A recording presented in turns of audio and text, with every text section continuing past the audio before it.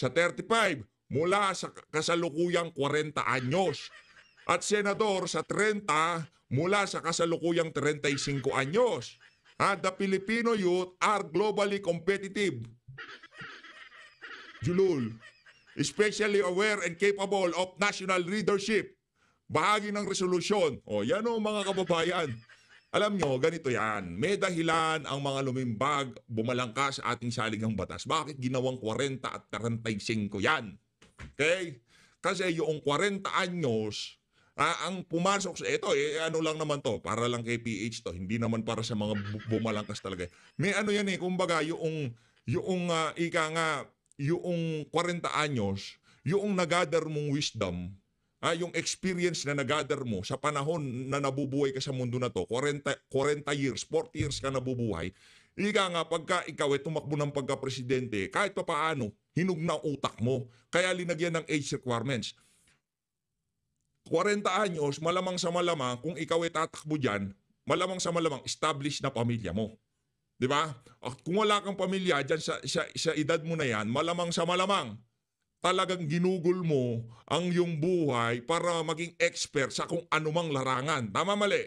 Yan ang dahilan dyan. Ngayon, kung bababaan natin to ng 35, anak ng toko kumbaga dyan sa 35 anyos na yan, dyan ka palang talaga natututo. Nung experience ba, di ba? Ngayon, itong mga gunggong na to, para lang maipasok nila itong si Vico Soto sa 2020, pagpipilitan ho nilang pababa kasi wala pa sa edad yan 1989 yung bata na yan Yan si Vico Soto, matanda pa tayo, lolo tayo yan Di ba? Ipagpipilitan nila na maibaba ang edad ng pwedeng tumakbo sa sa 2028. Malabong mangyari yan. Anak ng tokwa. Wala naman akong problema diyan Vico Soto versus Sara Duterte. Ano ba nagawa ni Vico Soto? Pasig, nagpunta na ho tayo ng Pasig. Anak ng tokwa, di hamak na maganda ang Davao City sa Pasig. At yung mga flood control sa Davao City, gumagana. Yung sa Pasig ba, gumagana. Ngayon pa lang, kung gusto nyo, magampanya na tayo ngayon Huwag na natin patagalin. Kumpanya na tayo. Teka Tsani na, ilabas na natin. Bunutin na natin yan. Joke lang, ikaw naman, Ortega, baka umiyak ka na naman, iyakin ka Ito na mga kababayan. Pakinggan na natin itong meron pa ba tayo dito? Teka lang Silip po tayo sa ating mahiwagang mahiwaga. Ito. Ito. Gusto ko to. Meron ako isang gusto dito. Ito. Hindi yan. Ayan ang gusto ko.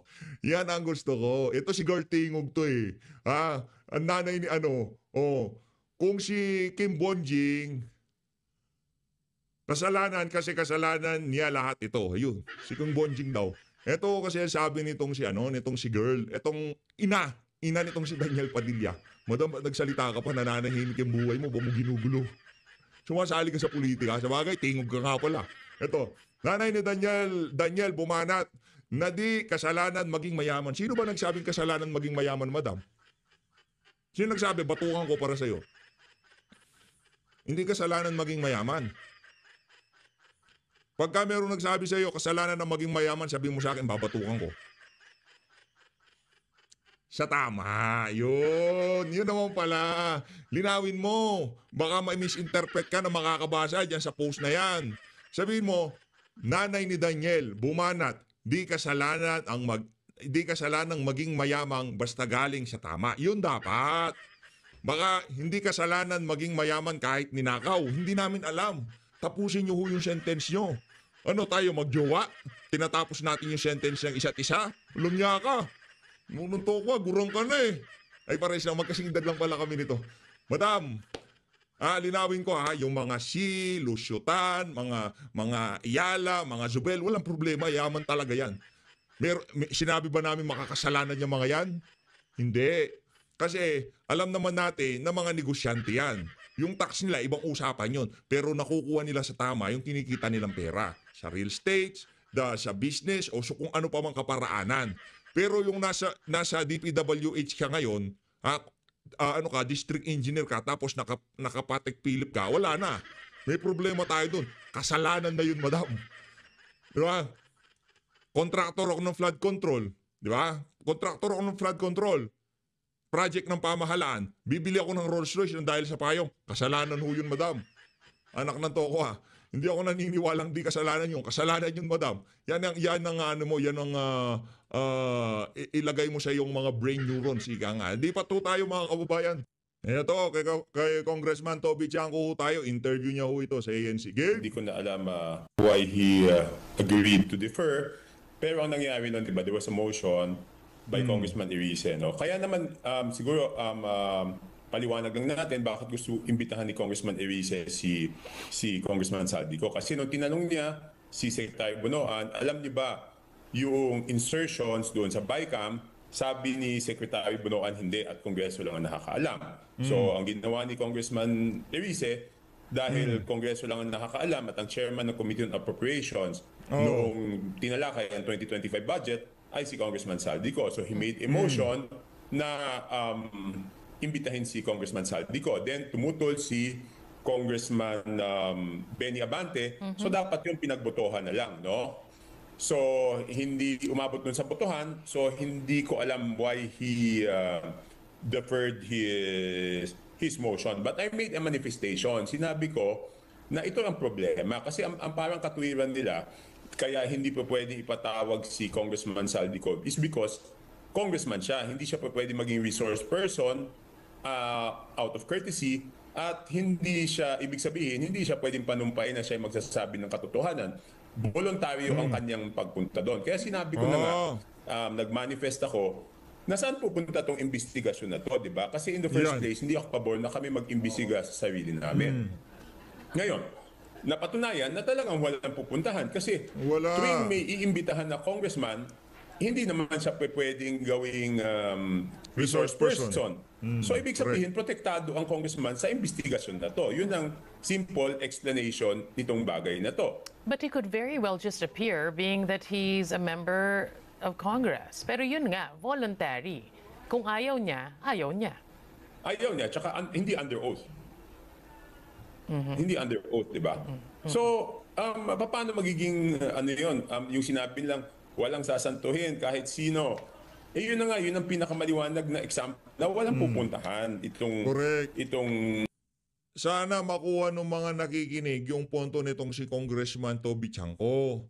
Itong gustong mangyari nitong si Congressman Toby Chanco, hindi naman ho para sa kanya. Yung gustong mangyari nitong si Congressman Toby Chanco para sa sambayan ng Pilipino. Simple lang. Mag-oath ka. Hindi ka ano dito. Oo, kasapi ka ng Congress, pero ikaw ay resource person dahil ikaw ang trumabaho sa 2025 budget. Ikaw ang nakakaalam kung sino-sino yung mga amuyong na nagsabi na, Kung, yung sa distrito ko, kailangan ko ng 10 flood control dito. O, ako naman ko, kailangan ko 5 flood control dito. Sino-sino yun? Ngayon, pag nalaman na natin kung sino-sino yon, bisitahin natin yung mga pinagawa nilang flood control. Kaya ayaw magpakita niya si Saldico. Marami yung problema yung mga flood control na yan. Hearing na to, talagang lang to, lokohan lang to para siguro ma-divert yung issue, maghanap ng ibang may kasalanan para yung pinakamalaking may kasalanan ay hindi na mapanagot, di ba? Kasi second, ako na yung nagsabi, di ba? Hinamon nila una nagsalita si Mayor Magalong, sabi niya, ganito, 20% sa Committee on Appropriations. Ang daming congressman nagsabi no na, sige, sabihin mo yan dito, imbitahan ka namin. Si Congressman Abante sinabi pa, wag mo kami lahatin. Sabihin mo kung sino yan. Pag inimbita ka namin, di ba, kahapon diner ko na imbitahan nila, ano mga dahilan la? Hindi, madami pa tayong kailangan talakayin, iimbitahan namin, hindi makapagbigay ng petsa. Hindi ba dapat kung sino yung sinasabi at tinuturo na pinakamalaki ang nakuha doon sa proyekto, dapat malaman na namin kaagad, di ba? Bakit ayaw nilang tawagin si Mayor Magalong, di ba? So, kung kayo po ang tatanungin, sino bang taga-kumpas ng lahat ng ito, Congressman Tiangco? Hindi ko alam sa kanila. Hindi ko alam. Tsaka di ba nung una, hindi naman dapat kami mag-imbestiga sa sarili namin. Of course, ang ginagamit ng excuse, Carmina, is the oversight function. How can we exercise oversight Maganda si Ma'am Carmina. Gusto ko to naging interview na to. I mean, gusto ko yung style ng pag-i-interview niya, pakagat-kagat labi lang siya. Upon ourselves. Kasi we exercise oversight functions on the executive department. Number two, in the exercise of our duty, ang pinakamataas nun para sa akin, hindi lang yung nakasulat yung delikadesa eh. Delikadesa. Ibig yan. sabihin, o sige, sabihin na natin for the sake of argument, may katungkulan kaming magawa ng oversight. Pero kung mapapatunayan naman na hindi naman magagawa yan impartially, di ba dapat sabihin natin iba na lang? Tsaka kung sensitive lang kami doon sa hinaing ng tao, hindi ko alam kung di ba sila nag-iikot, nakikipag-usap sa ibang tao. Yun naman ang sentimento ng tao, di ba? Galit sa congressman, tapos kami pa mag-imbestiga doon sa sarili namin. Hindi ba namin lalong ginagalit yung tao? Well, the president, Congressman Tiangco, already ordered a sweeping review of the DPWH budget for 2026. And the agencies tasked to execute this, DPWH under Secretary Vince Dizon and the DBM. So once they go through the spending plan for 2026, Congressman, what do you think they'll find? Okay yan. I'm in favor of that, no? I'm in favor of that. Kasi talaga naman ganun yung proseso, di ba? Minsan, hindi talaga nalalagay yung priority doon sa isang lugar. Kasi normally, ganito gagawin, di ba, Carmina? May wish list yan, di ba? Ulitin ko, yung hindi kaya ipagawa ng lokal, ang aspiration, what's aspiration in Tagalog? Yung hangarin ng bawat congressman is mahingi doon sa national budget. Okay? So, maglilista ka ng mga proyekto. Madami yan. Kahit sinabing, ganito yung NEP mo, susubukan mo. You try to get more projects for your district. Tapos, babalik yan. Pag lumabas yung NEP, makikita mo kung ano yung mga nasama, ano yung hindi. So ang gagawin, ang ginagawa ko, kakausapin ko yung district engineer. Ito ba mga kailangan, ito ba hindi. So, katulad kami, nag-meeting kami last week ng district engineer, base sa aming pag-uusap kasama ng local government unit, may mga dapat wag muna ipagawa, meron naman dapat ipagawa. So, yung district engineer namin, nag-submit na siya ng errata galing doon sa department. Ibig sabihin, hindi kami yung naghihingi ng amendments kung hindi sila. Pero the amendment is within the budget ha. Ibig sabihin, kung 100 pesos yon, meron ka lang ililipat pero hindi tataas yon. So, gumawa na siya ng errata. So, mas mabuting ma-review yan, di ba? Mas mabuti ma-review ng DPWH, mas mabuti ma-review ng DBM ulit para tignan talaga kung kailangan yung proyekto o hindi. Kasi meron ngayon pangamba. Ayun na nga mga kababayan, yun ang bahagi ng interview nitong si Congressman Toby Chanco dyan sa ANC. Ang malinaw dito mga kababayan, kung hindi rin iimbitahan itong si Congressman Zaldico at hindi rin naman siya mag-under oath, mayayari tayo dyan, di ba? Tsaka dapat yung kanyang parliamentary immunity, kung sakaling sumalang siya dyan sa pagdinig na yan, ayusin natin. Wala siyang ganun. Hindi siya pwede magsinungaling kasi makokontempt siya. Teka, pagka kinontempt siya ikukulong sa opisina niya. May problema. Congressman Toby Chanco, may problema nga talaga tayo. Sa totoo lang, meron. Halimbawa, naging resource person siya. Nag-oath siya. Ngayon, nagsabi siya ng ganito, pero ganun naman pala. Pinakitaan siya ng ebidensya na nagsisinungaling siya, ikukontempt siya. Pag kinontempt siya ikukulong. Detention facility, may opisina siya doon. Lokohan nga siya kung House of Representative. Mga kababayan, huwag ko kayong manood dyan. Linuloko tayo ng mga congressman dyan. Anak ng Veteran Garapata. Dito na lang ho tayo. Kay Ma'am Pinky Web, ito talagang, ito pang home run to, mahusay ho ito, magaling ito. Okay? House Committee on Good Government and Accountability. That's right, on Good Government and Accountability. Congressman, good to have you again. Welcome to the show. Thank you for your time. Hello, Congressman.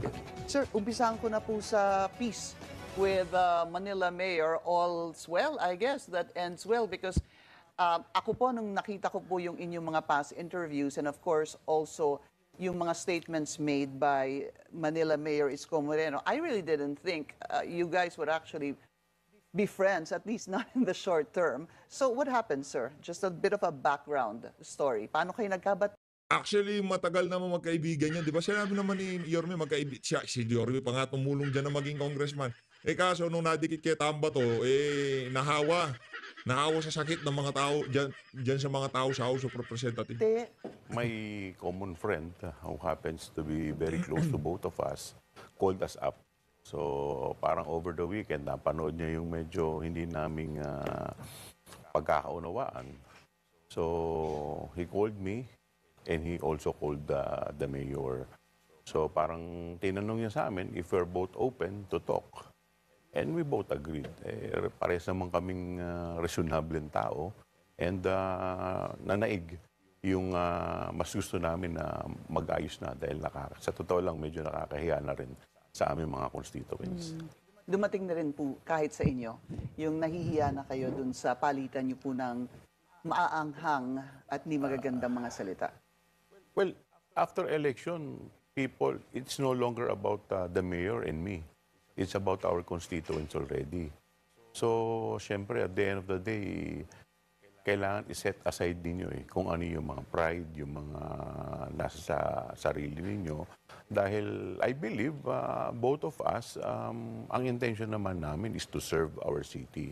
So, pagka gano'n naman talaga yung intention ninyong dalawa, talaga namang you will always find ways para magkaayos. Sabi mo nga Beautiful in yan. a recent interview, this is not about Isko Moreno or Joel Chua. This is about the city of Manila and the people of the Yes. city Yes. of Manila. Where was that? Nung nakaraang Congress, Brad, anong inatupag mo? Paninira kay VP Sara. Para sa mga kadistrito nito, mag-ingat po kayo, ahas yan. Snake, ganun yan. Sir, was that in City Hall? Yung pagkikita po ninyo? Yes, yes. No, and that happened over the weekend? Yes. Saturday. Yeah. Was there even a little bit of an argument? Wala na. Anything na samaan ng loob? Nung nagkita kayo, what was it the moment you guys actually saw each other? What was it like? We did not even discuss about about the issues. Wala nang ganun. We've been together for quite some time. Medyo mahaba-haba rin yung friendship namin, no?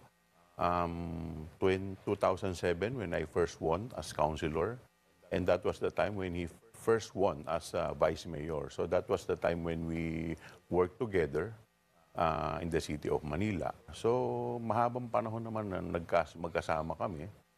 But because of election, siyempre medyo nagkaroon ng konting pagkakaiba ng Naghiwalay ho talaga kayo yes. because nandun po kayo kay La Mayor Hani Lacuna. Yes. So I understand na medyo nasaktan ko siya dahil siyempre, alam mo naman, matagal. Kumpare ko siya eh. Ninong siya ng anak ko. Si Mayora, ninang din ng anak ko. So, they are both very close to me. Kaya talagang ang hirap din nung naging sitwasyon. But since tapos na, at parehas naman kami, nung parehas kami tinanong, open naman kami. At nung nagkita kami, sa totoo lang, wala. Hindi na kami nag-usap about kung ano man yung mga galit. And it was very, wala na. It was a very good And you're meeting. happy it happened? Ano? Are you happy it happened? Of course, dahil kahit papano, matagal yung pinagsamahan namin lahat eh. Okay. Diba? Just a quick question. Matagal ang pinagsamahan pero matimbang ang pagsasama nyo ni Martin Romualdez. Ikaw naman. Baka magdamdam sa iyo si... Martin, huwag kang magselos ha. Mahal na mahal ka niya si Joel Chua. Okay, siya pa rin ang iyong napaka-cute na chihuahua. Hoy, Martin Romualdez. Si Joel Chua pa rin ang iyong cute na chihuahua. Huwag kang mag-alala. Huwag kang magselos diyan kay Yorme Isko Moreno, okay? Baka may pagkasiloso. Inuunahan ko na. Congressman, Hirap na eh. nagpasabi ho ba kayo kay former Mayor Hani na Well, makikipagkita kayo actually, biglaan lahat kasi yung nangyari eh. So in fact, hindi rin ako sure kung matutuloy. I just received a call Friday na tuloy kami nung Sabado. Kasi if I remember it correctly, between yung over the weekend until Tuesday, medyo may bangayan pa ng konti nung Wednesday, di ba, nag-press con pa. Tapos, pero may mga kumakausap na nun. So, parang, siyempre, hindi ka rin naman sigurado kung ano yung mangyayari. At that time, tsaka sobrang nabisi rin ako. Hindi lang dun sa issue, but sa district. So, nung nasabi nun, busy. ayun, sinabi sa akin nung Friday afternoon na kung available daw ba ako. So, sabi ko, sige. So, but after that, I texted her. So, Could you share with us, Mama Huban, loob naman sa inyo wag ni... na, siguro, wag na lang muna. Alright. Okay, that's Nako. that's okay. Merong love triangle sa lungsod ng Maynila. Hani Lacuna. Nako. Ay, hindi triangle ho yun. Love square yun. Eh. Nasa si Tamba, di ba? Konektado si Tamba dyan eh. Okay, sir. So, this also, there was also a premise here, baka meron pong mga nagtataka. Ano ba nangyari sa pagitan nyo, maliban po dun sa nakaraan, ano po? Let's just clarify for context. Ito kasing sinasabi ni Mayor Isko na demolished, Resac ho ba tama? Resac. Resac covered court. Yes. Ang sinasabi po, siguro kayo na po ang magbigay ng background agreed because to it was defer. supposed to be demolished because what you wanted to do was to build parang a halfway Community center. community center Yes. back in It was- 2020. However, Noong 2020, actually, the former Congressman Yul Servo Nieto, he was going to develop that area. So, nabagsakan na ng pondo, but parang ang gagawin niya parang sports complex something or... So, nung time na yon nasimulan na, but unfortunately, inabot ng COVID. So, hindi natuloy. So, noong 2022, ako yung naging congressman. 2024, parang salingkit lang ako sa Congress because I was with the Action Democratico. So, I was the only member of Action Democratico in Congress for 2 years. So, medyo ang hirap, medyo nahirapan din ako na gusto kong ituloy, pero medyo nahirapan. But sometime in 2024, nagkakaproblema na kami because of the homeless. Doon sa kahabaan ng Rizal Avenue, ang dami mga homeless na natutulog. So, it was actually yung former mayor, si Mayor Hani Lacuna, sabi niya, ano bang po pwede nating, nung nag-usap kami, magawa dito. So, sabi ko siguro maganda halfway house. So, lagay natin dito. So, doon nagsimula. Then, nagpa-design kami. Halfway house sa baba. Tapos, since ano din siya, doktor. So, gusto niya malagyan ng dialysis or diagnostic center yung area. Tapos may senior citizens. Kasi may area doon ng senior citizen eh. So mas palalakihin, pagagandahin. So ako naman, ang sinabi ko, since ang congressman kasi, after every term ng congressman, let's say magpapalit ng bagong congressman, para kang palaboy. Maghahanap ka na naman ng district office mo. So sabi ko, sana magkaroon ng permanent district office dito.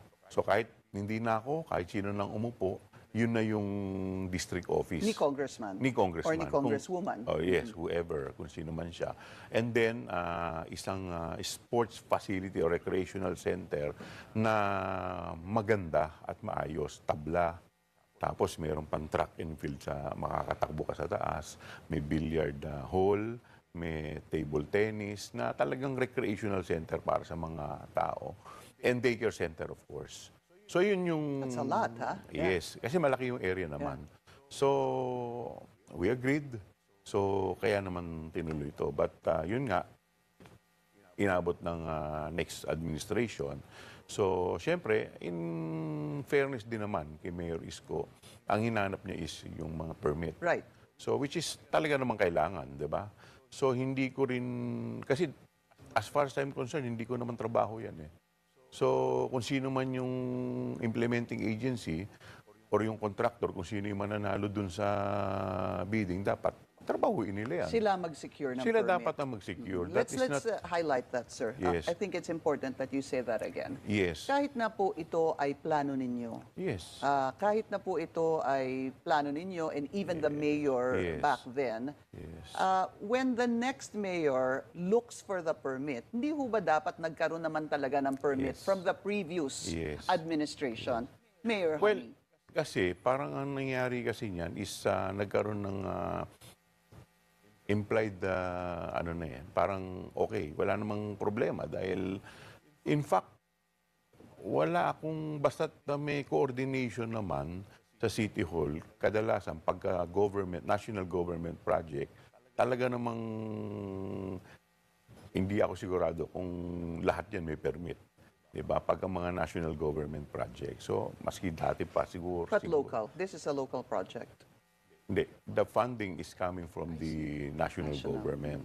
So, yun naman yung pinakisuyo ko. So, because yun nga, yung kailangan, yung need doon sa lugar. Area. Yes. Kasi kung titingnan mo yung halfway house, maganda eh. May tulugan siya, may shower, may toilet, may kainan para sa mga homeless. Parang soup kitchen. Yes, and then the following day, alis na sila. But the facility will be turned over. At the end of the day, yung facility will be turned over to the city. Yeah. The problem though, Congressman, I guess, is also for everybody's knowledge, no? When something like this happens, sabi mo nga, nung medyo hindi pa kayo bati, well, hindi pa kayo bati nun, sabi mo nga, bakit ba sa amin ang hinahanapan palagi ng permit? Bakit palaging congressman? Pagka ganun ho ba, kahit na sabi mong implied with Mayor Honey back then, anything can happen after 3 years eh. I guess what's really important is everything is done officially. Yes, tama naman. Right? Yes. Para wala na pong... Agree. Okay. Yes, agree. So, what happens now? Siguro moving forward. Well, hindi ko naman, kasi when we meet, hindi naman namin, wala naman kami pinag-usapan about that eh. Although, syempre, yung kwentuhan, di ba? But I guess, wala namang, kung mag-apply eh. Di ba? As long as lahat ng requirement, And who applies? Because I listened to your past interview. Parang sinabi niyo, it's supposed to be DPWH. Would that be correct, sir? Yun ang alam ko. Or the contractor. Either of the two, di ba? So, kasi sa totoo lang, di naman ako nakikialam sa mga ganyan eh. So, basta ako, ang trabaho namin Iwas po si as Boy. district representative, yung mga needs ng constituents, kung pwede ka naman makaka-request sa national government, eh, maibaba mo. Like for example, during my first term, naka-request ako ng mga ambulansya. I mean, fire truck sa DILG kay Secretary Abalos. So, naibaba ko sa distrito ko dahil nga sa sobrang dami ng sunog na inabot namin. So, Okay. yun naman ang namin eh. Para at least kahit paano, yung district namin, yung mga pangangailangan, maibaba. All right. And let's talk about, let's Yun ang problema. Pagka sa House of Representative, halimbawa, ang si Joel Chua, nagsabi siya na kailangan ko ng ganito, kailangan ko ng ganyan. Dahil nga malapit siya sa Kaban, madali siya makakapag-request. Yun nga, pero pagka ikaw, medyo nga, nakadistansya ka sa Kaban, malabong mangyari yan. shift topic, sir. Flood control. Alam naman po Yan. natin na yan po Yan ang pinag-uusapan. pinakamalasa. Sa inyong distrito, third Third district district, po kayo. yeah. I think the mayor said, Yorme said, meron kayong 4.2. Kung tama po yung rinig ko dun sa video na napanood ko, would that be correct, sir? Hindi rin ako familiar. Although ang alam ko, that is from 2022 up to 2025. So, 22, 23, 24, 4 years, I think. So, Is it important for you to check, sir? And is it important for you to check, number one, how much? And if they're actually working, kung meron pong substandard, at kung Yeah. meron pong ghost. yes. Actually, but the problem is, yung first term ko, so that is 22 to 24, pagkakaintindi ko kasi yan, binabagsak yan ng national government. Project nila yan. So ako naman kasi, pag project ng national government, hindi ko pinakikialaman. So I don't meddle with the national government projects as long as hindi na peperwisyo yung distrito ko. Although, I would from time to time call their attention. Like for example, gumawa sila ng isang project na tinamaan yung distrito ko, yung NLEX SLEX connector. So, tinamaan yung distrito ko somewhere in Blumentritt. Nagkabaha-baha. Why? Kasi nagbara-bara yung mga drainage. So, nagtayo sila doon ng mga daanan, pero ang problema, yung mga drainage doon, bumaha. So, initially, hindi ko... Bumaha o bumara? Bumara kasi yung mga semento, Okay. Walang nadaluyan? yes, walang nadaluyan. So, ang ginawa ko, hindi ko naman alam kung sinong tatawagan ko rin. So, ang ginawa ko noon, at that time, ang tinatawagan ko at kinukulit ko, DPWH. Sabi ko, yung lugar ko dito, nagkakagulo-gulo. Ang pangit, ang baha. Una-una, pumangit yung area. And then, secondly, bumaha. So, sabi ko, ayun, susungkit-sungkitin nila. But, Yeah, that's not enough. that's not enough. Yeah. Ang problema is, feeling ko lang, parang gumagawa ng project ang mga national government nang hindi nagko-coordinate. And that's something that needs to be talked about. There's going to be a hearing. Yan ang problema sa iyo, Joel Chua. Nung sinabi mo, noong yung pinapatayo yung kung ano-ano man yung pinapatayo mo na yan, project yan ng national government kahit walang coordination yan. Okay lang. Ngayon naman pagdating dito sa flood control project, ang problema dito walang coordination kaya ganyan ang nangyayari. Ano ba talaga?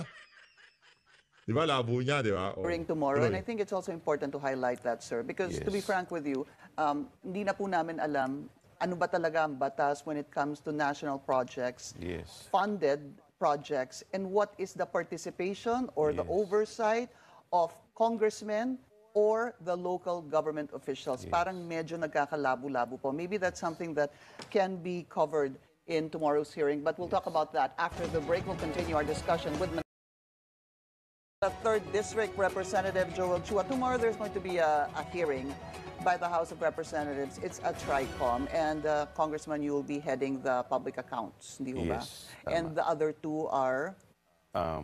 No, I will be heading the good government, and then Congressman Terry Ridon will be the Konti na lang ho mga kababayan, isa na lang magsisix na yan. Isa na lang ho mga kababayan.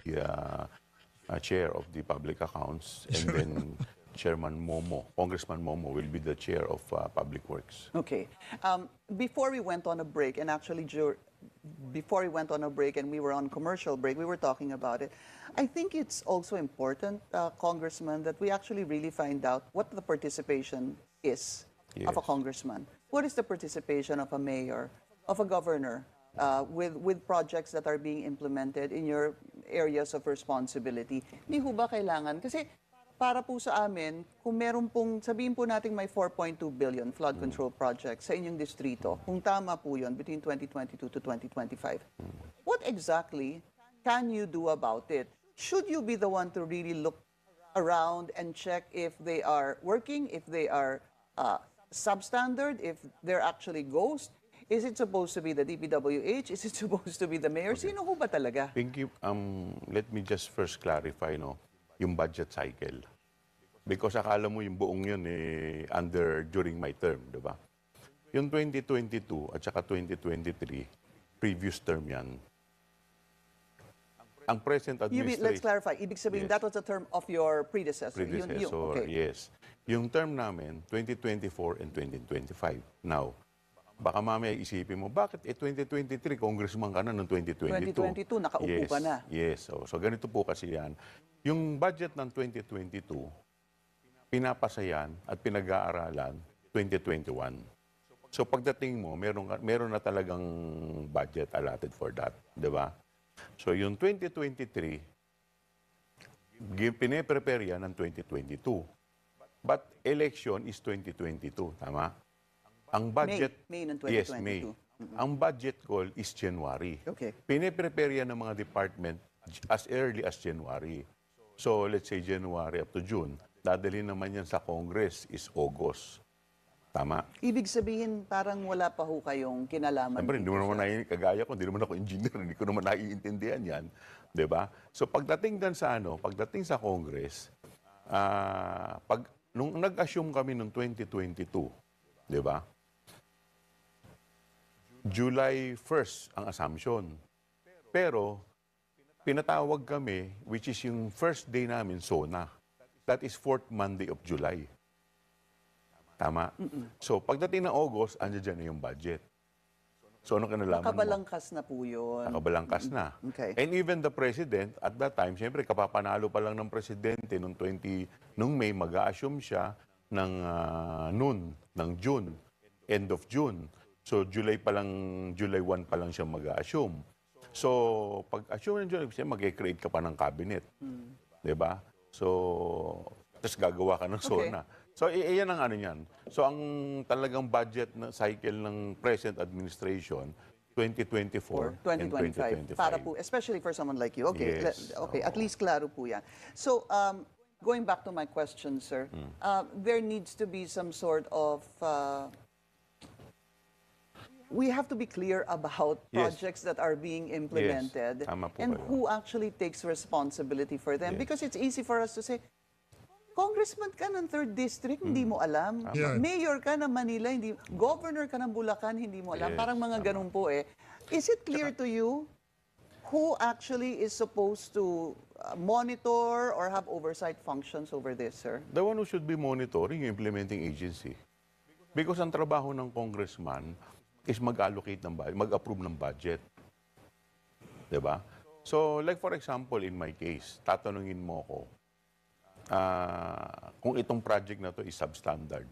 Hindi ko masasabi sa iyo kung substandard dahil hindi naman ako engineer eh. I do not know kung ano yung kapal dapat ng bakal niyan. But you can try to find out, can Yes. you? Because Tama that's ka. exactly what Congressman Leviste did. Yes. Ang ginawa po niya, kakaupo lang po niya, nagrenta ata siya ng mga truck, may chinek siya na lugar somewhere in his district in Batangas, chinek po niya yung sheet piles. Ang nakita po niyang sheet piles ay 5 meters, pero chinek po niya yung binayaran doon sa contractor na yon at lumabas. Ang binayaran is supposed to be 15 meters, pero ang ginamit po na sheet pile is 5 Is 5 meters. meters. You did it. I mean, that's probably something you guys can do as well, Yes, right? tama naman. Tama naman din yung ginawa niya. But looking back, but sinasabi ko kasi kung ano yung trabaho talaga ng mga congressman, di ba? So, siyempre, hindi naman natin po pwedeng pare-parehas dahil minsan may mga axe to grind din yung iba eh. So, why are they doing that? Diba? So, But don't you want to do it for your people? yeah, of course, For we your will do that. Dahil constituents? kasi nga, because of what happened. Kasi siyempre ngayon, nalaman na natin, may ganyan palang mga istorya. Ang nagiging problema ngayon, ang tingin ko kasi, the program itself, yung flood control, wala namang problema. Ang problema, pagka ginos mo, or nag-substandard ka. Yun, nakuha mo. Paminsan-minsan tumatama itong si Kuya Germs eh. Paminsan-minsan talaga tumatama. Tama, walang problema ang flood control. Pagka ginose mo yan, pagka sinubstandard mo yan, may problema. Ano pa? Meron pang kulang. Pagka walang coordination, pagka walang, ang tawag doon, pagka hindi kasama sa master plan, pagka walang master plan, kanya-kanya ang paggawa ng flood control, may problema pa rin. Yeah? Saan natin tatapon yung tubig kabilang munisipalidad? Saan nila itatapon? Sila naman magbabaha. Holistic approach, ika nga yan. Sinasabi ko eh. Paminsan-minsan tumatama rin tayo, kagaya nitong si Joel Chua eh, di ba? Kontratista yung kapamilya mo. Kontratista O yung ikaw. kapamilya mo or Okay. ikaw mismo, 'di ba? So 'yun ang problema. So kaya nga dapat lahat din 'yan. Bukas malalaman natin lahat kung matitingnan natin kung ano yung mga dapat nating itanong. Si Mayor Benji Benji po Magalong, ipapatawag niyo na ho ba? Pinadala niyo na ho ba siya ng imbitasyon? Ang alam ko bukas, because I think we have a short period of time. Until 2 o'clock lang yata kami bukas dahil meron pa Oo. kaming session. Session. No? So, ang mga pinadala ni lahat ang mga kontratista, yung top 15. And then of course, yung mga RD. At yung mga controversial na DE, I think. So regional and district engineers may district engineer at mga regional, mga and the pinatawag. top 15 contractors. Yes. What happened, sir? Kasi nagkaroon po today, second day ng hearing. How different will your hearing be compared to, sabihin po natin dun sa Senado ngayong araw? Well, alam mo, Pinky, kasi ang tingin lahat ng mga tao pagka-investigation is, it's all about it's all about the kung sino yung may kasalanan, yung mga crimes, diba? So lahat naman yan i-consider natin, diba? But Mali. Yun ang naging resulta ng isinagawa niyong hearing diyan sa House of Representatives. Yan yung naging outcome. Yan dahil sa TWADCOM, TRICOM, Quintacom, dahil diyan sa mga com yun diyan sa House of Representatives, na kondisyon ang utak ng ating mga kababayan, kahit sa ang hearing yan, naghahanap kung sino masisisi. Kayo ang nagsiksik sa utak ng sambayan ng Pilipino na hindi in aid of legislation pagka nag-hearing dyan sa House of Representatives, pagka nag-hearing dyan sa Senado, naghahanap lang kung sino masisisi. Kayo may kasalanan dyan. Alam mo, Mampinggi, anong kaibahan ng hearing sa House of Representatives at sa Senado? Sa Senado, pwede nila, pagka nagpatawag sila, dapat sumipot. Lalo na yung mga importanteng tao. Aabot tayo kay Saldico, aabot tayo kay Grace po. Sigurado yan. Mahaba-habang arangkada to. Hintay lang ho tayo ng konti. Ang sigurado natin dito mga kababayan, dyan sa House of Representatives, hanggat kaya nilang pagtakpan yung si Saldico, pagtatakpan ho nila yan, sigurado. we have to remember that this is investigation in aid of legislation. Kaya, siyempre, tinitignan din natin, hindi lang yung mga pagkukulang, ano rin yung mga remedyo na dapat nating gawin. Kailangan ho ba bang pag-usapan yung panukala ni Senate President Chis Escudero na dapat wala ng kapamilya na sumasali sa mga kontrata ng gobyerno until the 4th degree? Would that be something that could be in aid of legislation? I think there is a law na talaga namang bawal, if I'm not mistaken. At saka siyempre para maiwasan na rin yung mga duda ng mga kababayan natin na nakikialam ka, kaya nagkakaroon ng ganyan. Are you going to call Congressman Zaldico? I don't know if he's invited. The billion-dollar question. The trillion-dollar question. If he is one of the invitees. So, Nako. kasi nakapokus kami doon sa 15 contractors. Isn't lang. Sun Sorry. was part of the 15, sir? I'm not sure. It is. sir. Nako! Nakanan to ko, wala kang alam, baka nagpapa-interview. Ikaw talaga, oo.